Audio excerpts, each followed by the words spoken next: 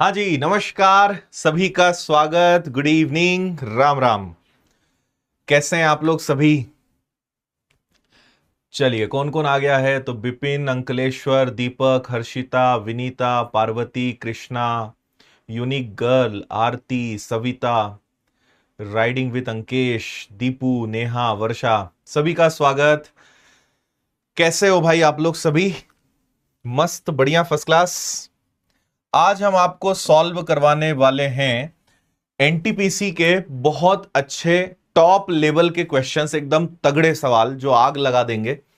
और आपको पता है कि अंडर ग्रेजुएट आपका एग्जाम जो है उसकी डेट्स आ चुकी है। 7 अगस्त से आपकी परीक्षा शुरू हो रही है। एक महीने से थोड़ा सा समय अब कम आपके पास बचा है। तो आज की क्लास आपको बहुत हेल्प करेगी ये जानने में कि अभी लेटेस्ट में ग्रेजुएट लेवल में किस लेवल के क्वेश्चंस आए हैं, किस पैटर्न के क्वेश्चंस आए हैं। तो आपको वो आइडिया लगेगा कि इस हिसाब से हमें तैयार रहना है। तो आज मेरी पूरी कोशिश यही रहेगी कि आपको बहुत अच्छे से स्मूथ कैसे आपको एग्जाम में इस प्रकार के क्वेश्चंस को फेस करना है वो आपको सिखाऊं। तो पूरा सेशन आप अटेंड करिए। बहुत सारी चीजें आपको जानने को, सीखने को, समझने को आज मिलेगी, है ना? हाँ जी, और बहुत सारा धन्यवाद आप सभी को। गुरु पूर्णिमा की जो शुभकामनाएं आपने हर जगह भेजी है, एक वीडियो के माध्यम से मैं आप सबको धन्यवाद दे चुका हूं। और फिर भी जिन्होंने नहीं देखा है उन्हें फिर से बहुत सारा धन्यवाद। इंस्टाग्राम पर तो आपने मतलब आग ही लगा दी स्टोरीज में। इतनी स्टोरीज हमारी टीम ने आज शेयर करी है, कमेंट्स आपने करें, हर जगह मैंने पूरी कोशिश करी है कि आपको मैं रिप्लाई दूं। तो बहुत सारा धन्यवाद आपके सम्मान के लिए, प्यार के लिए। ठीक है, चलिए करें शुरू।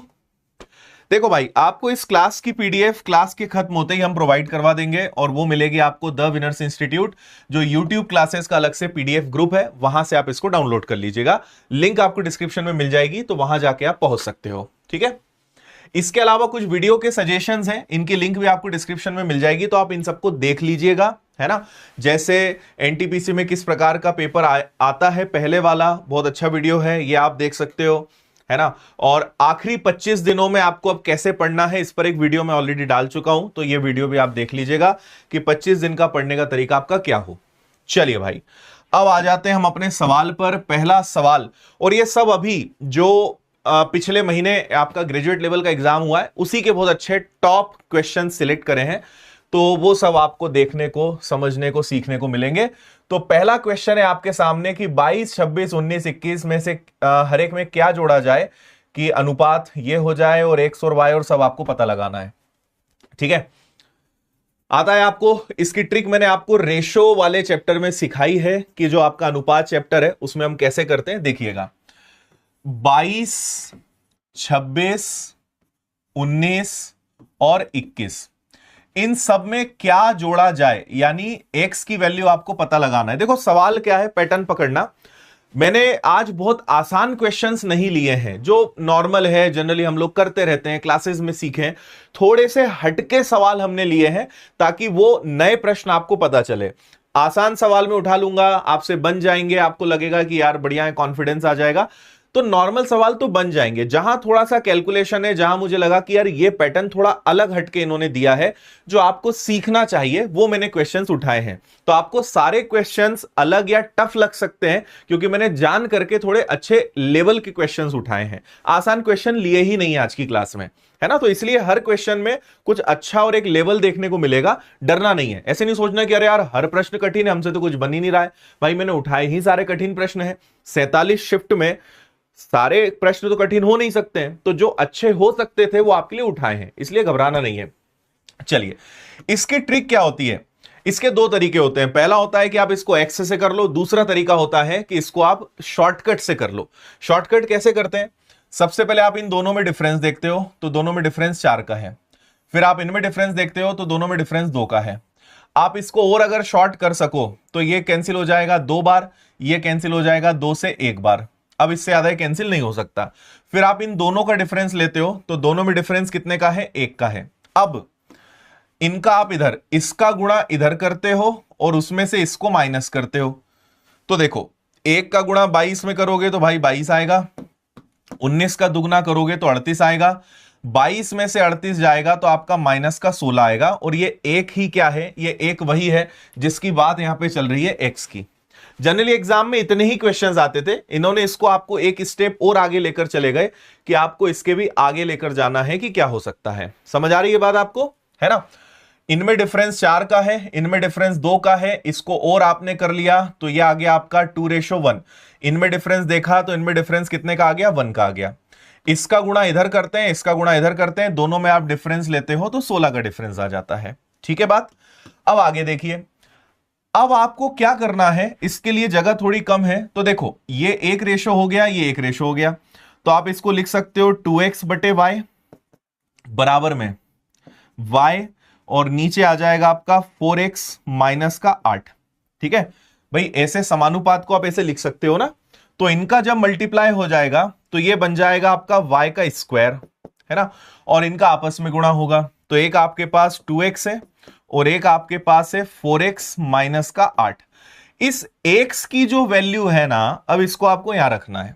ठीक है, तो इसको आप अगर यहां रखोगे तो ये हो गया y का स्क्वायर, 16 का दुगना ये हो गया माइनस का 32, 16 का 4 गुना ये हो गया माइनस का 64। ठीक है, और इसको अभी ब्रैकेट में रखना पड़ेगा, और ये आपका माइनस का 8 एज इट इज रहेगा। ठीक है, इसको अगर आप और आगे लेकर जाओगे तो ये तो आपका माइनस का 32 है, और 64 और 8 जुड़ जाएंगे तो ये माइनस का 72 बन जाएगा, माइनस माइनस आपका प्लस हो जाएगा। ठीक है, अब इसमें क्या किया जा सकता है भाई, जैसे आप अगर 32 को देखोगे तो 32 अपने आप में है 16 का दुगना 32, क्योंकि मुझे क्या करना है, इस वर्ग को हटा के इनके ऊपर वर्गमूल स्क्वायर रूट लेकर आना है। इस 72 का मतलब क्या है, इस 72 का मतलब है 16 और 72 को अगर हम यहां पे तोड़ दें, ठीक है, 16 का दुगना 32 हो गया, 16 इंटू 4 64 हो गया, और माइनस का 8 हो गया। यहां तक सब कुछ ओके है? ठीक है, इस 72 को अगर हम तोड़ें तो ये टूट सकता है 9 और 8 में, है ना, 72 टूट जाएगा 9 और 8 में। अब देखो 8 दूनी 16, और 16 तो एक 16 बाहर हो जाएगा, और 9 किसका वर्ग है, तो 9 3 का वर्ग है। समझे आप? वर्गमूल लगा है, जस्ट इमेजिन कि इनके ऊपर स्क्वायर रूट लगा है, वर्गमूल लगा हुआ है ना, तो 8 दूनी 16 और 16 दो बार 16 है तो एक 16 बाहर, और 9 किसका वर्ग है, 3 का, तो ये बाहर क्या निकलेंगे भाई, ये बाहर निकलेंगे कि y की वैल्यू हो जाएगी 16 × 48, है ना, ये आ गई y की वैल्यू, और ये आ गई आपकी x की वैल्यू। अब आपसे बोला है y का मान कितना है, ओके, y का मान आपका कितना आ जाएगा, 48 यानी 48। ये जो आखिरी में है ये थोड़ा सा इन्होंने स्टेप को बढ़ा दिया बस, समझे? 48 बिल्कुल करेक्ट आंसर है, कोई दिक्कत नहीं।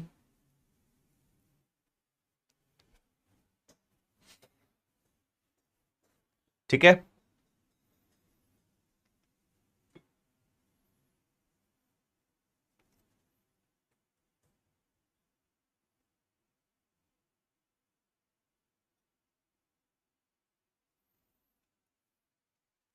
चलिए आगे बढ़ते हैं भाई। ग्रुप डी वाले देख सकते हैं क्या? बिल्कुल देख सकते हो, देखना ही है आपको तो, क्योंकि इसके बाद आपका ही नंबर है।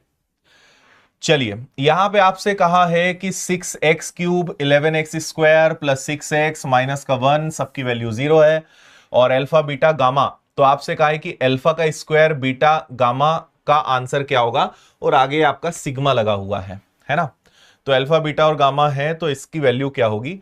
आपको पहले तो एक रूल पता होना चाहिए, जैसे अल्फा का स्क्वायर है, बीटा है और आपका गामा है ना, तो इसका एक रूल होता है, वो होता है कि भाई अल्फा का स्क्वायर इंटू बीटा और गामा, ठीक है, प्लस में चेंज होता जाएगा, फिर बीटा सबसे आगे आ जाएगा और आपका अल्फा और गामा आ जाएगा, फिर आपका गामा सबसे आगे आ जाएगा, अल्फा और बीटा हो जाएगा।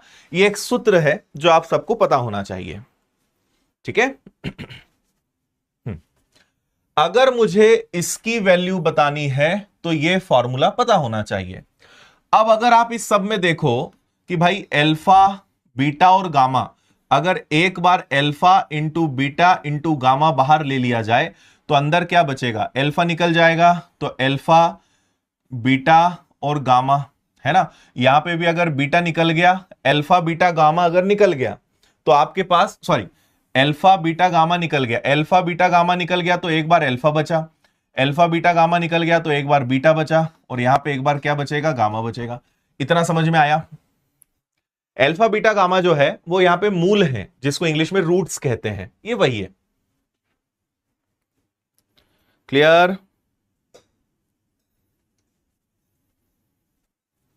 ठीक है, चलिए अब यहां पे देखो, इसको अगर आप ध्यान से देखोगे तो ये है मूलों का गुणनफल और ये है मूलों का योग।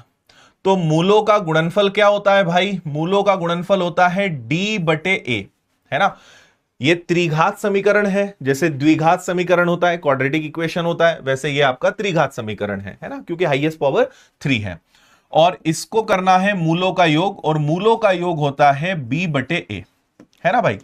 यहां पे आपको ये पता होना चाहिए कि ये ए है, ये आपका बी है, ये आपका सी है और ये आपका डी है ना। तो आप बस वैल्यू पुटिंग कर दोगे यहां पे, तो आपके पास डी की वैल्यू है -1। देखो माइनस और माइनस टकरा के 1 हो जाएंगे, और नीचे आपके पास ए की वैल्यू कितनी आ जाएगी? 6 आ जाएगी। माइनस का बी है तो -11 प्लस का 11 हो जाएगा, और ए की वैल्यू 6 आ जाएगी। ऊपर हो जाएगा 11, नीचे हो जाएगा 36। 11 बटे 36 बी आपके प्रश्न का आंसर है। आया?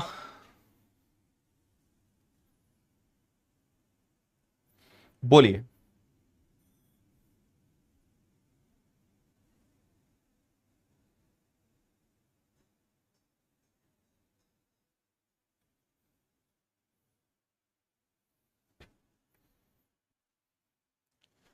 ठीक है, हाँ लेवल अच्छा था और हमने क्वेश्चंस भी अच्छे ही चुने हैं आज के लिए। चलिए आगे। एक टैक्सी स्टैंड से दो टैक्सी 28 मिनट के अंतराल पर 74 की स्पीड से चलना शुरू करती है। दोनों टैक्सी एक ही दिशा में यात्रा करती है। टैक्सी स्टैंड की ओर विपरीत दिशा से आ रहा एक आदमी टैक्सियों से 10 मिनट के अंतराल पर मिलता है। आदमी की चाल ज्ञात कीजिए।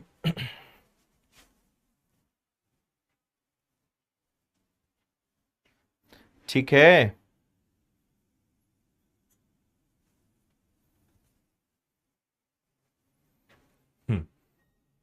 चलिए मैं बता रहा हूं, समझना। देखो इसमें क्या होता है, फिलहाल कॉन्सेप्ट बताने का तो समय नहीं है, लेकिन आपको फिर भी मैं समझाता हूं कि दो चीजें होती हैं। हर अंतराल पे टैक्सी निकल रही है, यानी हर 28 मिनट के अंतराल पे टैक्सी निकल रही है, और आदमी को हर कितने मिनट के गैप पर मिल रही है? तो उसे हर 10 मिनट के गैप पर मिल रही है। इससे हम इनके समय का रेशो बनाएंगे।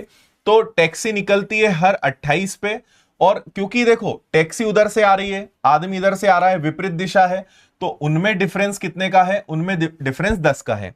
क्योंकि आदमी अगर खड़ा होता तो अलग बात थी, आदमी भी चल रहा है, टैक्सी भी चल रही है, तो उनमें जो डिफरेंस है वो 10 का है।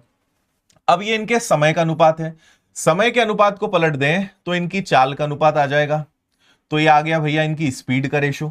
ठीक है, अब आपसे कहा गया है कि जो टैक्सी है उसकी स्पीड कितनी है? उसकी स्पीड 74 है ना, उसकी स्पीड 74 है।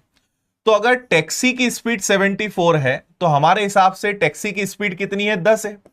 तो आदमी की चाल कितनी? आपसे आदमी की चाल पूछा है, तो आदमी की चाल मतलब 28 से गुणा मत करना, इसके अंदर टैक्सी और आदमी दोनों है। 28 में से 10 गया, यानी आदमी की चाल 18 है। 28 में दोनों शामिल है, तो 28 में से टैक्सी को आपने 10 को हटा दिया, तो आदमी की जो स्पीड है वो कितनी आ जाएगी? 18 आ जाएगी। अब इसको सॉल्व कर लेंगे। तो भाई ये कितना हो जाएगा? 18 इंटू 4 72 का 2, और देखो दो वाला एक ही ऑप्शन है ना, तो आगे मुझे हल करने की जरूरत है नहीं, और अब मैं करूंगा भी नहीं, क्योंकि आंसर इसके अलावा कुछ आ भी नहीं सकता। 133.2 किलोमीटर पर आवर। आदमी की रफ्तार देख रहे हो आप, 133 की स्पीड से भाग रहा है वो। Very good.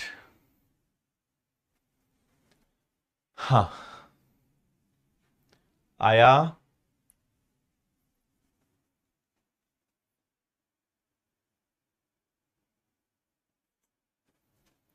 ठीक है, इसके लिए आपको टाइम, स्पीड और डिस्टेंस, है ना, समय दूरी और चाल वाला जो कॉन्सेप्ट है वो डिटेल में पढ़ना पड़ेगा कि ऐसा क्यों करते हैं। अभी फिलहाल वो समय नहीं कि आपको डिटेल में बताऊं। अभी हम चाहेंगे ज्यादा से ज्यादा क्वेश्चंस को कवर करने के लिए। चलिए आगे बढ़ते हैं। हम्म।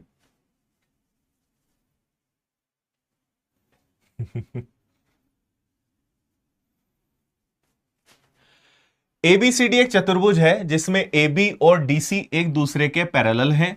E और F विकर्ण ACBD के मध्य बिंदु हैं। AB 14 है, BC 73 है, DC 90 है, AD 22 है। E से लेकर F की लंबाई ज्ञात करिए। देखो क्या होगा, AB और DC हम ऐसे कर लेते हैं कि भाई ये AB है, कैसे भी चतुर्भुज बना लें, तो ये A है, ये B है, ये C है, ये D है। मैंने ऐसा इसलिए बनाया क्योंकि इन्होंने AB कम दिया है और DC ज्यादा दिया है ना। और इसके अलावा आपको कहा है BC यानी ये हो गया 73, और इसके अलावा आपका AD जो कितना है 22 है ना। अच्छा, डायगोनल यानी विकर्ण क्या होते हैं, तो इसको आप इधर ले जाओगे और इसको आप इधर ले जाओगे तो ये विकर्ण हो जाएंगे, है ना। एक विकर्ण आपका AC हो गया, एक विकर्ण आपका BD हो गया, और दोनों ने काटा इस बिंदु पर। अब यहां पर इनके जो दो बिंदु हैं E और F, है ना, तो मान लीजिए कहीं पे भी कि इधर यहां कहीं पे एक बिंदु E आ गया, यहां कहीं पे F आ गया, और आपसे इसकी लंबाई पूछी हुई है। तो अगर आपने ज्योमेट्री चैप्टर पढ़ा है तो इसका कॉन्सेप्ट आपने सीखा होगा कि विकर्ण के जो मध्य बिंदु हैं उनको मिलाने पर जो रेखा बनती है उसकी लंबाई कैसे निकालते हैं। तो अगर आपको E से लेकर F तक की लंबाई निकालनी है तो आमने सामने की जो भुजाएं हैं उनका अंतर करके आधा, 90 और 14 का आधा कर देंगे, आपका आंसर आ जाएगा। ठीक है, तो 90 में से अगर 14 गया तो आपके पास बचेगा 76, और 76 का आधा कितना हो जाएगा 38। 38 इज द राइट आंसर। बताओ भाई, पता है कि नहीं पता है तुम्हें ये कॉन्सेप्ट?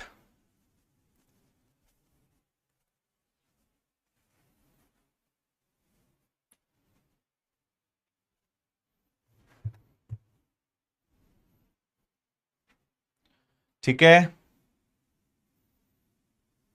चलो सिंपल है ना, कॉन्सेप्ट है जो आपको याद रखना है। अच्छा, आपको पता होगा कि आज गुरु पूर्णिमा के उपलक्ष्य में हमने एक गिफ्ट आपको ये दिया है कि आप किसी भी कोर्स, टेस्ट सीरीज, बुक्स पर इस कूपन कोड का यूज करके 10% कम फीस में आप कोई भी चीज ले सकते हो, 10% का डिस्काउंट मिल जाएगा। तो आप गुरु कूपन कोड यूज कर सकते हो, है ना। चलिए अगले क्वेश्चन पर चलेंगे, इसको पढ़िए एक बार जरा जल्दी से।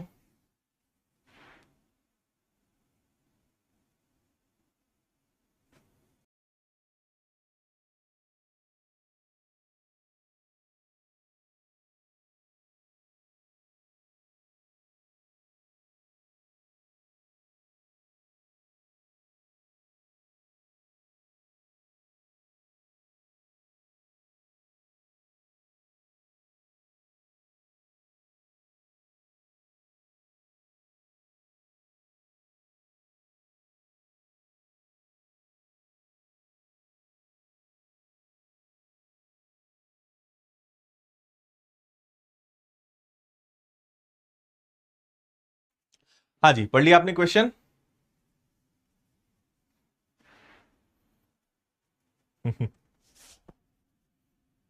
हाँ, गुरु दक्षिणा तो तुम दोगे, हम तो अपनी तरफ से गिफ्ट दे रहे हैं भाई ताकि तुम गुरु दक्षिणा दे सको सिलेक्शन का। बूस्टर पंप का उपयोग करके एक टैंक को भरने के साथ साथ खाली करने के लिए भी किया जा सकता है। टैंक की धारिता 1800 घन मीटर है। टैंक को खाली करने की क्षमता भरने की क्षमता से 10 क्यूबिक मीटर प्रति मिनट अधिक है। पंप को टैंक को खाली करने में भरने में 6 मिनट का कम समय लगता है। पंप की भरने की क्षमता क्यूबिक मीटर प्रति मिनट में कितनी होगी? इसके दो तरीके हैं भाई, एक तो बहुत भयंकर लॉन्ग मेथड है और दूसरी मेथड है ऑप्शन।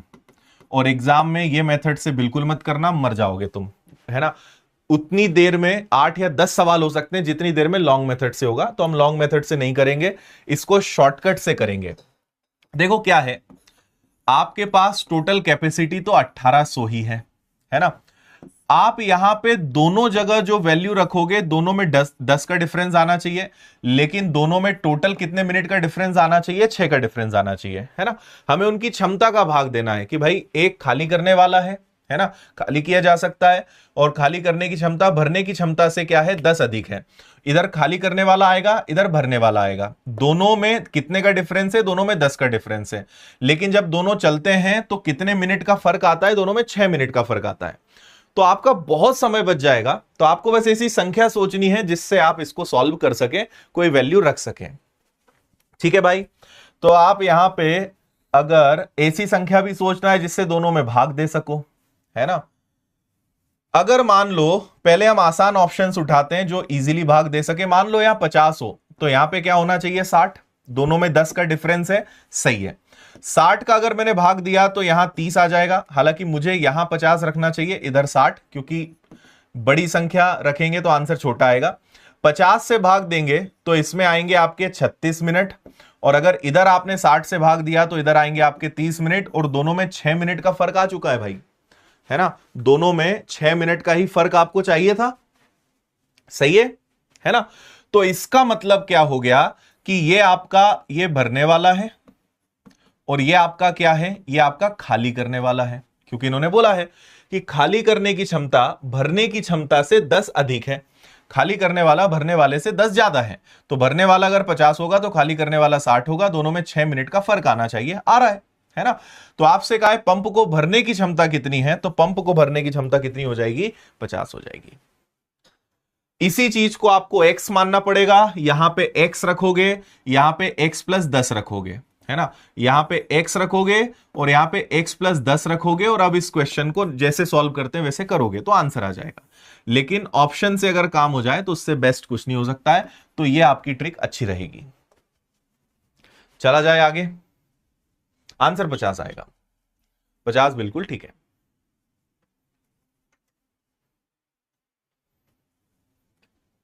ठीक है, आगे बढ़ेंगे। 1063, 2815, 3451 को सबसे बड़ी संख्या x से विभाजित किया जाता है, हर स्थिति में शेषफल y बचता है। तो 3x माइनस 14y आपको आखिरी में निकालना, तो ये है 3x माइनस 14y। तो आपको x और y दोनों की वैल्यू पता लगाना है। एलसीएम एचसीएफ चैप्टर का क्वेश्चन है ये।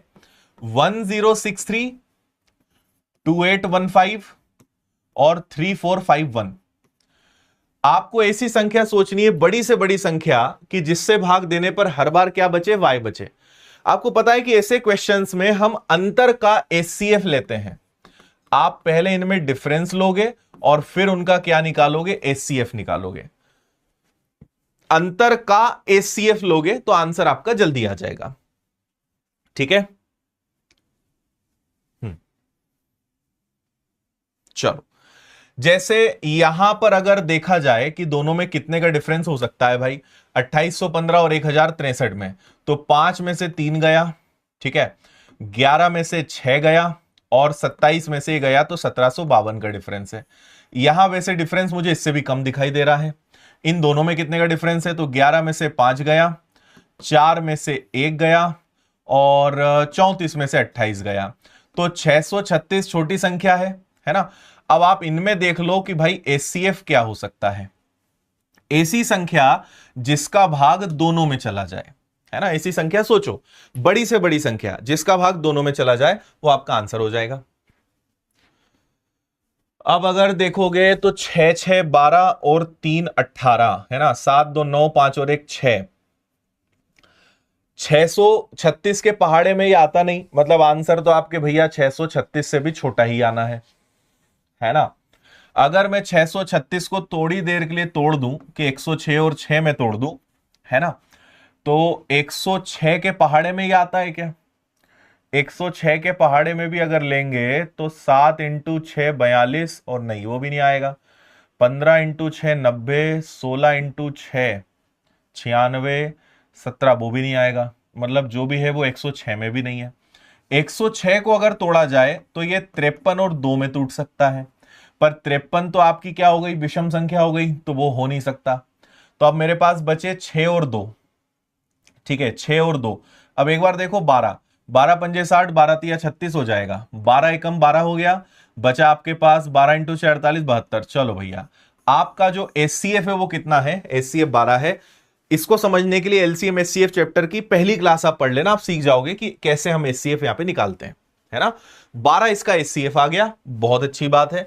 अब आप 12 का भाग किसी में भी देखें, क्योंकि शेषफल सब में सेम आएगा, रिमाइंडर जो है वो सबका सेम आएगा, तो आप किसी में भी एक में भाग देके पता लगा लो। तो ये जो आप भाग देना चाहते हो ये x की वैल्यू है। अब 1063 में हम 12 का भाग दे देते हैं, है ना। तो 12 इंटू 8 96, तो 96 अगर इसमें से गया और फिर 12 इंटू 8 अगर हम ले लेंगे 96, तो बचेगा 7। तो आपका जो शेषफल बच रहा है जो आपका शेषफल यानी रिमाइंडर बच रहा है दैट इज 7। वो कितना है? 7 है। इतनी बात समझ में आई? और इसी को हम क्या कहेंगे? इसी को हम y कहेंगे। ठीक है, आप किसी में भी भाग देके देख लेना 12 से, हर स्थिति में 7 ही आपके पास शेष बचेगा, 7 आपका रिमाइंडर बचेगा। इसकी वैल्यू पुटिंग कर दो। तो आपने यहां कर दिया कि भाई 3x हो गया, और उधर आपने कर दिया 14 का y। ठीक है, वैल्यू रख दो। तो 12 का 3 गुना कर देंगे तो ये 36 आ जाएगा, 14 का 7 गुना कर देंगे तो ये 98 आ जाएगा, है ना। 16 में से 8 गया, और मतलब इधर ले लेते हैं हम 36 और 98, तो इसमें से घटा देते हैं। 8 में से 6 और 9 में से 3 गया, तो आपका जो है ये कितना आ जाएगा? 62। माइनस का 62 आपका आंसर है। बोलो।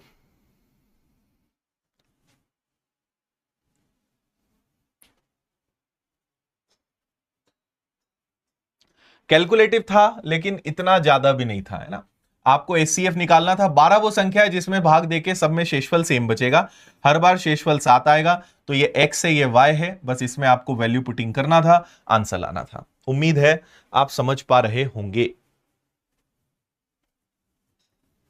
हम्म।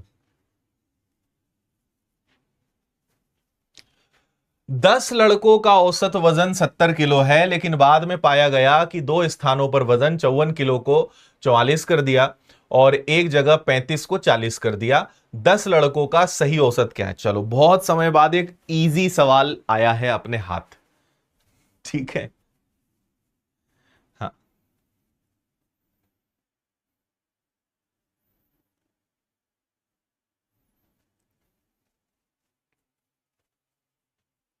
हम्म। बता दूं? देखो, देखो भाई, 10 लड़कों का औसत 70 है, तो 70 तो होगा।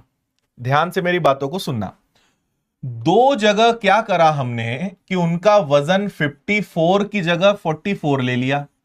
मुझे 54 काउंट करना था, पर मैंने काउंट कितना कर लिया? 44 कर लिया। तो इसका मतलब मुझे 10 और ऐड करना पड़ेगा। और ऐसा कितने लोगों के साथ हुआ? ऐसा 2 लोगों के साथ हुआ। यार 54 लेना था, 44 लिया, यानी 10 कम हो गया ना। तो ये जो 10 है, 2 बच्चों के साथ ऐसा हुआ है, तो 10 इंटू 2 करना पड़ेगा। एक ऐसा हुआ है कि 35 की जगह 40 ले लिया, 35 की जगह 40 ले लिया, यानी 5 ज्यादा हो गया, तो 5 कम करना पड़ेगा। इनको देना पड़ेगा और इससे लेना पड़ेगा। यहां 10 देना पड़ेगा 2 लोगों को, और यहां से 5 लेना पड़ेगा, यानी माइनस। ठीक है, तो इसको सॉल्व करेंगे तो ये तो हो गया तुम्हारा 70। अच्छा, ये जो है ना, एक कॉन्सेप्ट होता है अपने औसत चैप्टर में। हमेशा एक कॉन्सेप्ट पढ़ाता हूं मैं, कद्दू वाला। कद्दू कटेगा, सब में बटेगा। जो भी प्लस या माइनस है वो सब में डिस्ट्रीब्यूट होगा। तो ये जितना भी डिफरेंस है ये पूरे 10 बच्चों में बटेगा। तो 20 में से 5 गया 15, और ये 15 पूरे 10 लोगों में बटेगा, यानी औसत में 1.5 और जुड़कर 71.5 will be the new average. 71.5 आपका नया औसत होगा। कोई दिक्कत?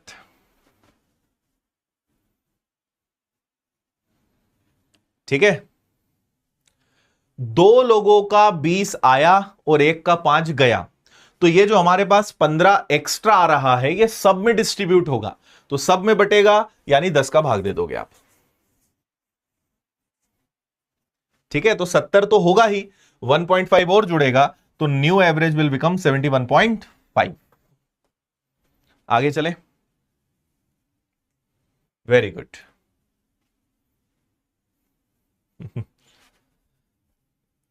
चलो भाई, सिंपल सॉरी, कंपाउंड इंटरेस्ट अपना फेवरेट चैप्टर है। तो चक्र वृद्धि ब्याज, कंपाउंड इंटरेस्ट।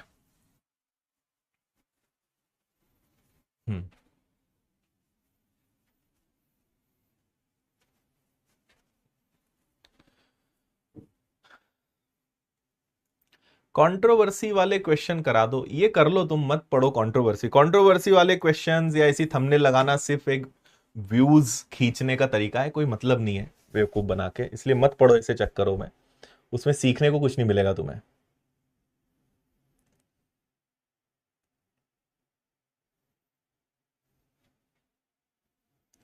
हाँ जी। 12.5% की दर है, 2.5 साल है, पैसा इतना हो जाता है। तो आपसे पूछा है एक्स यानी मूलधन। आपसे इस क्वेश्चन में पता है क्या पूछा है? आपसे पूछा है कि बताओ प्रिंसिपल क्या है। देखो भाई, यहां पे ब्याज आपको हर 10 महीने में लगाना है, तो मेरी बात समझना। 12% अगर 12 महीने का ब्याज है तो 10 महीने का ब्याज कितना? तो इसका मतलब आपकी ब्याज की दर क्या चलेगी? यहां पे 10% चलेगी। आपने तिमाही, 6 माही, 8 माही, 9 माही, 10 माही पढ़े होंगे, मैंने पढ़ाया है। और नहीं पढ़ा है और अगर कंपाउंड इंटरेस्ट से डर लगता है तो यूट्यूब पर मैंने करीबन 10-11 घंटे का कंपाउंड इंटरेस्ट का चैप्टर दिया हुआ है, आप उसको देख लेना, ठीक है, मिल जाएगा आपको। तो 12% अगर 12 महीने का है तो 10 महीने का कितना? तो भाई ये हो गया। अच्छा एक बात बताओ, 2.5 साल का मतलब 30 महीने होता है क्या? 30 मंथ्स। 2.5 साल मतलब क्या हुआ? 30 महीने हुआ। तो अगर तुम 10-10 महीने में ब्याज लगाओगे तो 30 महीने में कितनी बार ब्याज लगाओगे? 30 महीने में तुम 3 बार ब्याज लगाओगे। यानी 10% का मुझे कैलकुलेशन कितनी बार के लिए करना है? 3 बार के लिए करना है या ना? क्लियर है सभी को? 10% का कैलकुलेशन 10-10 महीने में, मतलब 30 महीनों में मुझे 3 बार करना है। तो 10% का 3 साल आप सबको पता होना चाहिए 33.1% होता है। नहीं पता है तो कंपाउंड इंटरेस्ट चैप्टर आपको सीखने की बहुत जरूरत है, क्योंकि यह बहुत बेसिक बात है।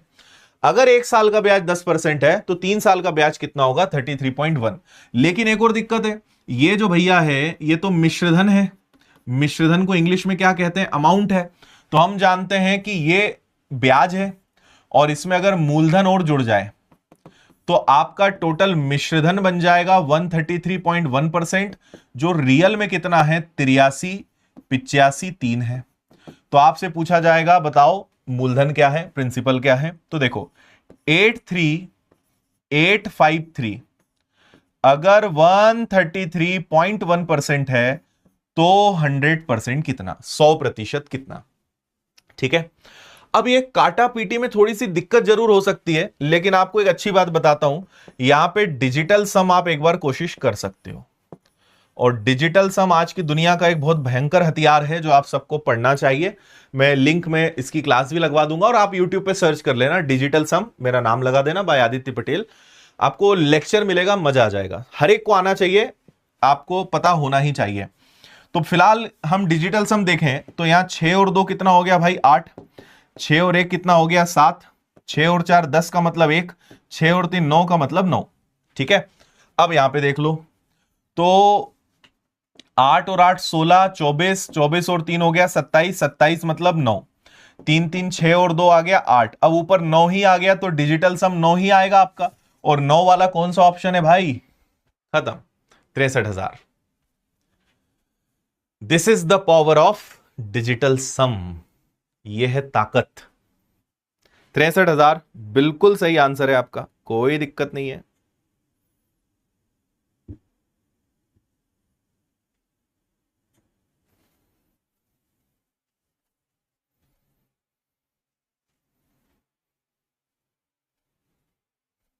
आया मजा?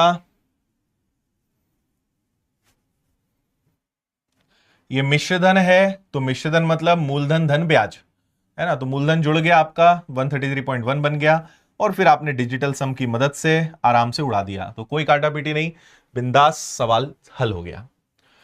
चलो भाई अगला प्रॉफिट एंड लॉस, लाभ हानि का एक मस्त सवाल है, पढ़ो इसको। हम्म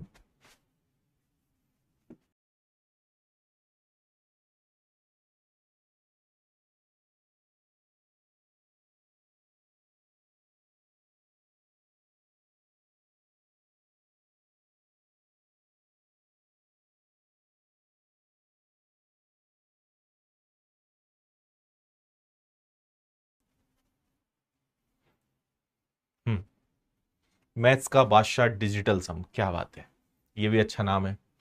उमेश ने एक वस्तु को 22% की हानि पर बेचा, यदि उसने 5% कम में खरीदा होता, 935 अधिक में बेचा होता, 15% का लाभ होता। यह सवाल कैसे सॉल्व होता है समझना। इसमें हम ऐसे करते हैं कि भाई यह सवाल ना दो दिशाओं में चलता है, ऐसा हो जाए तो क्या, वैसा हो जाए तो क्या, दो डिफरेंट डायरेक्शन में यह वाला क्वेश्चन आपका चलेगा। ठीक है। 22% की हानि पर बेचा, मतलब 100 में से आपने अगर 22 घटा दिया, इट मींस आप उसको कितने परसेंट पर बेच रहे थे? 78 पे बेच रहे थे। 100 में से 22 गया, 78 ही बचा। अगर 5% कम में खरीदा होता, यानी 95% पर लिया होता, इतने रुपए अधिक में बेचा होता, तो 15% का लाभ होता। आपको कुछ नहीं करना है, 90 मतलब इस रुपए को छोड़ दो, आप तो 15% का लाभ, 15% का प्रॉफिट इसमें जोड़ दो। 15 इंटू 5 75, कैरी हो गया 7। 15 इंटू 9 हो गया आपका 135, 135 में 7 जोड़ दिया तो आ गया 142। तो ये आ जाएगा आपका 14.25, 14.25, 14.25। क्लियर है? तो ये लाभ इसमें और जुड़ जाएगा, तो 14.25 इसमें और जुड़ जाएगा, तो ये कितना आ जाएगा? ये आ जाएगा आपका 109.25, 109.25, 109.25 ये आ जाएगा भाई। ठीक है? जिसको नहीं समझ में आ रहा है, मैं अभी और थोड़ा सा आपको समझा रहा हूं कि इसमें बेसिकली होता क्या है। ये क्वेश्चन दो डायरेक्शन में चलता है कि भाई पहले हमारा मन कर रहा था कि हम 22% की हानि पर बेचे, 22% लॉस पर बेचे। 22% की हानि पर बेचने का मतलब है 78% पर बेचना। फिर मन करा कि अगर मान लो 5% कम में खरीद कर 15% का लाभ लेते, 5 कम में खरीदा मतलब 95, और उस पर 15% का लाभ लेते, तो 95 का 15% कितना होता है? 14.25, तो वो इतने का हो जाता। अब जरा दोनों में डिफरेंस देखो कि दोनों में डिफरेंस कितने का है। ठीक है, तो 22 और 9 दोनों में डिफरेंस है आपका 31-25 का, 31.25 का। अगर आप कैलकुलेशन बैच में हो, जो कि हमने अभी शुरू किया है, पहली बार ऐतिहासिक बैच है जहां पे कैलकुलेशन फास्ट करना मैं सिखा रहा हूं, और आप में से मुझे लगता है कि बहुत सारे बच्चे उस बैच में होंगे, तो अब आपको समझ में आएगा उसकी ताकत कि दोनों का डिफरेंस हमने जल्दी कैसे निकाला। भाई 22 में 9 जोड़ दिया हमने तो और दोनों में रियल में डिफरेंस कितने का है? तो दोनों में रियल में डिफरेंस है 935 रुपए का, है ना? 935 अधिक हुआ तभी तो डिफरेंस आया। तो अब इसको सॉल्व कर लो, 5 3 8 9, तो देखो ये आ गया आपका 935, नीचे जाएगा आपका 31.25 मल्टीप्लाई बाय 100। इसमें भी आपका डिजिटल सम लग सकता है, पर ऑप्शन एक बार चेक कर लें। 9 गया तो बचा 2 और 2 4, है ना? 8 और 8 16, 4 20 और 3 23 मतलब 5। यहां पे 9 गया, 8 2 10 3 13 का मतलब हो गया 4, 4 3 7 2 9 गया तो बचा 1। बहुत बढ़िया, सबका ऑप्शन का डिजिटल सम अलग अलग है, मतलब आपका डिजिटल सम यहां पर लग जाएगा। तो सॉल्व कर लेते हैं। 9 गया तो बचा 5 और 3 8, 5 3 8 और 1 9 गया तो बचा आपके पास 2। 2 होने पर आपको याद है कि हम 5/5 लगाते हैं, है ना? 5/5 लगाते हैं। 5 दूनी 10 गया, 8 पंजे 40, 40 मतलब 4, 4 मतलब 1। तो आपका जो करेक्ट आंसर है वो होना चाहिए 2992। बिना कैलकुलेट करे सिंपल सटीक आंसर 2992। बोलिए, समझ में आया?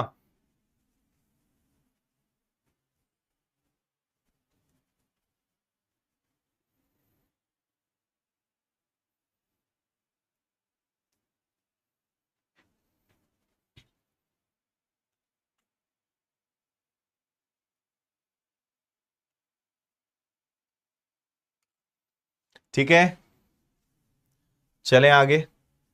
नेक्स्ट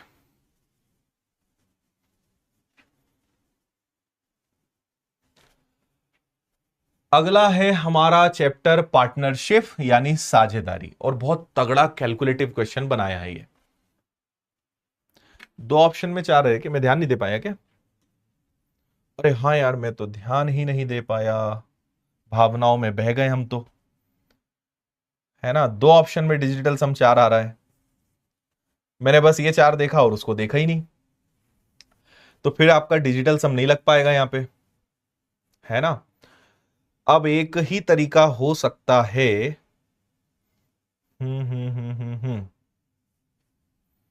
अगर यहां से आप डेसिमल हटाओगे, ऊपर 2 जीरो जाएंगे, डिजिटल सम तो लगेगा ही नहीं ना यार। सही है ना?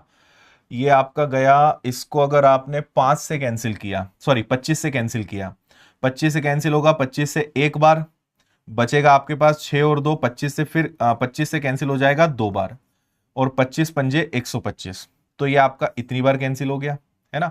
और अगर इसको उड़ाओगे तो 25 इंटू 4 100, यानी ये 400 बार कैंसिल हो जाएगा। फिर अगर 25 से ही आप और उड़ाने जाओगे तो 25 से कैंसिल हो जाएगा 5 बार, 25 से ये कैंसिल हो जाएगा आपका कितनी बार? 12 बार। 5 से अगर आपने इसको कैंसिल किया तो 5 एकम बचेगा आपके पास, 4 और 3, 5 इंटू 8 40 और 5 इंटू 7 35, है ना।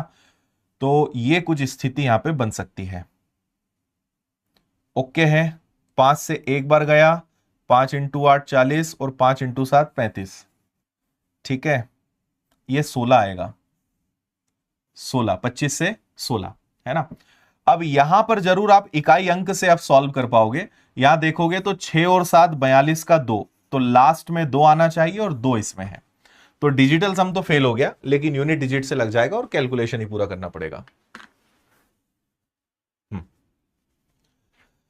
आप बिल्कुल, कोई कह रहा है कि 11 का मल्टीपल देख लें, हो सकता है, क्योंकि ये 11 के पहाड़े में आता है तो फिर आपको सब में चेक करना पड़ेगा 11 का मल्टीपल। 11 के मल्टीपल की भी ट्रिक होती है, ऑल्टरनेट को जोड़ के भाग दे के देख लो, कर सकते हो, कोई दिक्कत नहीं है,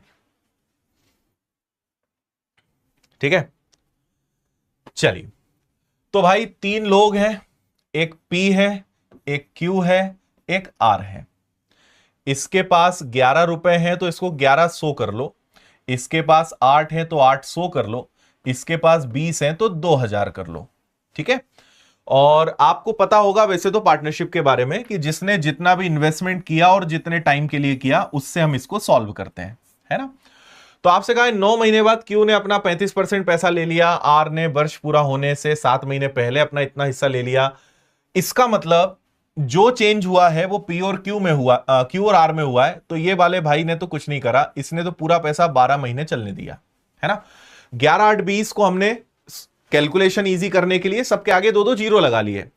पी ने कुछ भी नहीं किया, पी ने शुरू से आखिरी तक सिंपल रखा है, तो उसने पूरा पैसा 12 महीने के लिए लगाया। अब क्यू का कैलकुलेशन ध्यान से सीखना। 9 महीने बाद क्यू ने 35% पैसा, 9 महीने बाद, यानी 9 महीने तक तो ये चला, इसके बाद 800 का 35% गया तो बचा कितना, 65%, और ये चलेगा अगले 3 महीने तक। ये समझे कि नहीं समझे। 800 रुपए 9 महीने तक तो चले, क्योंकि 9 महीने बाद चेंज किया, फिर उसने 35% निकाल लिया, तो 35 निकाल लिया तो भाई बचा कितना, 65 बचा, और कितने महीने तक चलेगा, 3 महीने तक चलेगा। आर ने वर्ष पूरा होने से 7 महीने पहले, वर्ष पूरा होने से 7 महीने पहले, इसका मतलब साल में 12 महीने होते हैं, तो 7 महीने पहले यानी 5 महीने तक, तो 5 महीने तक तो यही चला।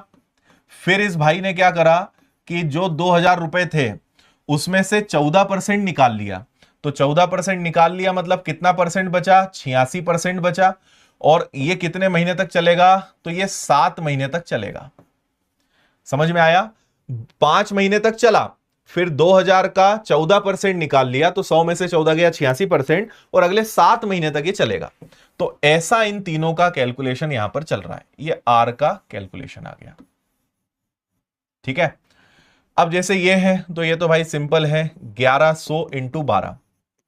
अगर इधर देखोगे और गुणा कर लो, 11 12 का मल्टीप्लाई करोगे तो कितना आ जाएगा, ये आपका 132 आ जाएगा, तो ये हो गया, है ना। 8 इंटू 9 कितना हो गया, तो ये 7200 हो गया।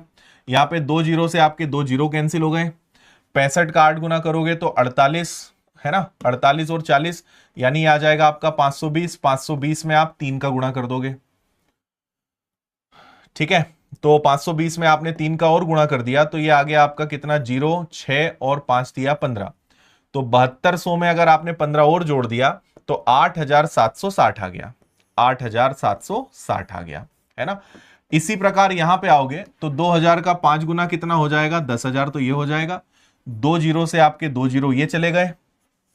86 का अगर आपने डबल किया तो 86 का डबल क्या हो जाएगा, 16 17 यानी 1720, और उसमें 7 का गुणा और हो जाएगा, तो ये हो जाएगा 0, 7 का दुगुना 14, 49 और 1 50, 7 और 5 12, 12,040 में 10,000 और जुड़ जाएगा, तो ये आ जाएगा आपका 22,040। 22,040 मैंने कुछ भी नहीं करा है भाई, कैलकुलेशन किया है आपके सामने, प्लस माइनस किया है, कोई बहुत विशेष नहीं है ना। अब आपको बोला है कि कुल लाभ इतना है, तो बताओ आर का हिस्सा कितना। आप चाहें तो इसको और शॉर्ट कर लो, जैसे यहां पे सब में जीरो तो उड़ ही जाएगा, मैं तो कहता हूं कुछ मत करो, तुम तो पूरा पूरा आप सॉल्व कर लो। 40,700 रुपए टोटल है, इन तीनों का टोटल करो तो 0, 6 और 4, तो 6 और 4 10 का 0 हो जाएगा, कैरी 1 हो जाएगा, है ना। फिर यहां पे 2 है, 7 और 2 9 और 1 10 और 0 है तो 0, फिर से कैरी 1 हो गया। फिर यहां 3 है, यहां 8 है तो 8 3 11 और 1 12, 13 14 का 4, कैरी हो गया आपका फिर से 1, तो 1 और 2, ये हो गया आपका 3 और एक हो गया आपका 4, तो 4,400 ये होना चाहिए, है ना। और आपसे पूछा है किसके बारे में, आपसे पूछा है आर के बारे में, यानी आर का प्रॉफिट कितना है, तो आर का प्रॉफिट 2204 है, इसकी वैल्यू बताइए। अब अगर आपकी किस्मत अच्छी हो तो डिजिटल सम यहां पे लग जाएगा। ठीक है, तो देखो यहां पे क्या हो गया भाई, 7 और 2 9 हो गया, 8 3 11, 11 का मतलब कितना आ गया, 2 आ गया। यहां पे देखे तो 9 हो गया, 5 2 7 और 2 9, ये आ गया आपका, है ना। यहां पे चलें 6 6 12 13 14 का मतलब कितना आ गया, 5 आ गया। 6 4 10, 2 12 और 2 14 का मतलब कितना आ गया, 5 आ गया। ठीक है, 6 6 12 और 2 14, 6 4 10, 2 12 और 2 14। अब अगर डिजिटल सम 5 आ गया तो फिर गए काम से, क्योंकि दो दो ऑप्शन का आ रहा है। लेकिन अगर आपकी किस्मत अच्छी रही कि अगर इन दोनों में से आ जाए तो बढ़िया है, तो ट्राई कर लेते हैं। देखो 7 और 4 11, 11 का मतलब 2 होता है। 4 और 4 कितना होता है, 8 होता है। 4 2 6 और 2 कितना होता है आपका, 8 होता है ना। नीचे 8 आने पे आपको पता है कि 8/8 ही करते हैं, तो 8 इंटू 8 64, 64 का दुगना हो गया तुम्हारा 128। 128 का मतलब 8 2 10 और एक हो गया 11, 11 का मतलब 2, 2 का मतलब ए। बच गए भाई तुम, डिजिटल सम यहां पे लग रहा है, कोई दिक्कत वाली बात ही नहीं है। समझ में तो नहीं आया कुछ, कि आया समझ में? ठीक है, एक बार फिर से समझाता हूं पूरा। इसको 1100 माना, इसको 800 माना, इसको 20 माना। पी ने कुछ भी नहीं करा भाई, पी ने अपना पूरा पैसा पूरे साल भर के लिए लगाया, पूरे 12 महीने के लिए लगाया, तो आपने 12 का गुणा कर दिया। ठीक है, फिर आपने क्या करा कि भाई क्यू ने 9 महीने बाद अपना 65% पैसा 35% निकाल लिया, तो बचा 800 का 65% और अगले 3 महीने तक, क्योंकि 9 और 3 12। आर ने 5 महीने तक सब सही चलाया और 14% पैसा निकाल लिया, तो बचा 86% अगले 7 महीने तक। कैलकुलेट किया, ये आया, ये कुल प्रॉफिट था, तो 1320, 876 और 2204 को जोड़ा 4400, और पूछा आर का है तो इसका गुणा किया, और इसके बाद डिजिटल सम लगा लिया। और अब आपको समझ में आ गया होगा कि डिजिटल सम कितनी ताकतवर चीज है। हाँ हाँ, कोर्स में मैंने कराए हैं, ये तो बच्चा है उसके आगे, हमने तो इससे खतरनाक क्वेश्चन करे मिलकर, आपको पता ही है। हम्म, ठीक है, चलो भाई, माध्यिका ज्ञात करिए इसकी। स्टेटिस्टिक्स यानी सांख्यिकी, इसमें आपको माध्यिका पता लगानी है। तो माध्यिका का तो मतलब सिंपल है, आप इनको पहले प्लस करोगे, एन जो आएगा उसका आधा कर दोगे, फिर आप फॉर्मूला लगाओगे L1, है ना, plus n/2 minus C divided by frequency into difference. तो डिफरेंस देख लोगे इनमें कितने का डिफरेंस है, तो ये तो simple formula based easy question है। आप सब लोग इसको सॉल्व करना माध्यिका निकाल के, और मुझे इस वीडियो में कमेंट करके बताना कि इसका आंसर क्या आ रहा है। इतना कर लोगे? ठीक है, तो सब लोग इस क्वेश्चन का आंसर कमेंट में मुझे जरूर बताना, अगर आप एक सीरियस विद्यार्थी हैं और आपने सांख्यिकी चैप्टर पढ़ा है और अभी कुछ दिन पहले एप्लीकेशन पर भी पढ़ाया है, तो आप इसका आंसर मुझे बताइएगा। ठीक है, चलो, तो आपको इसकी पीडीएफ हम 2 मिनट के अंदर शेयर कर रहे हैं, टेलीग्राम चैनल पे आपको मिल जाएगी, ये वाला लिंक डिस्क्रिप्शन में है, तो इससे आपको मिल जाएगा, यहां से आप डाउनलोड कर लेना। ठीक है, बाकी आपको अगर आज कोई भी कोर्स, किताब या टेस्ट सीरीज चाहिए तो आपको 10% कम पे मिल जाएगा। इस कूपन कोड को आज रात 12 बजे तक यूज कर सकते हो और गुरु पूर्णिमा का हमारी तरफ से तोहफा ले सकते हो। और यह है, अगर आपको अपने कैलकुलेशन में आग लगानी है तो मात्र 99 का एक कोर्स है, जिसको आप विनर्स के एप्लीकेशन पे ज्वाइन कर सकते हो। बाकी ग्रुप डी का कोर्स आपको मिल जाएगा, एनटीपीसी का कोर्स मिल जाएगा। अगर आप चाहते हो कि अगले साल आने वाली रेलवे की परीक्षाओं के लिए पहले से अपना बेस मजबूत कर लें, तो ये फाउंडेशन बैच है रेलवे का, विजय रथ, बहुत कम फीस है, ऑल सब्जेक्ट आपको इसमें पढ़ाएंगे, ये आप ज्वाइन कर सकते हो। और अगर आपको इंदौर आकर पढ़ना है तो एसएससी, पुलिस, व्यापम, रेलवे, वर्ग 3, एमपीएसआई, एमपीपीएससी सबके नए बैच अभी जुलाई में चालू हो रहे हैं, तो आप इनसे भी आके जुड़ सकते हो, विनर्स के ऑफलाइन सेंटर पे आके विजिट कर सकते हो। बाकी आपको सभी टेस्ट सीरीज मिल जाएंगी, ग्रुप डी की, एनटीपीसी की, है ना, ब्रह्मास्त्र टेस्ट सीरीज है, किताबें पूरी उपलब्ध हैं। तो ये सब आपको विनर्स इंस्टीट्यूट ऐप पर मिलेगा। किताबों के लिए विनर्स पब्लिकेशंस ऐप है, ऑफलाइन की जानकारी चाहिए तो ये है। बाकी कोई दिक्कत परेशानी है तो आप कॉल या मेल कर सकते हो। जो ऐसे बच्चे हैं जो कहते हैं हमारी बुक ऑर्डर हुई है पर हमें अभी समझ नहीं आ रहा कहां पहुंची क्या नहीं, आप इस पे मेल कर सकते हो, तो हमारी टीम आपको इस पर जवाब दे देगी। उम्मीद करता हूं क्लास आपको पसंद आई होगी। जाते जाते लाइक का बटन दबाइएगा, कमेंट करके आंसर भी बताइएगा, क्लास कैसी लगी वो भी बताइएगा। ओके, तो फिलहाल विदा लेते हैं। बहुत बहुत धन्यवाद। खुश रहिए, मस्त रहिए, मुस्कुराते रहिए। जय हिंद।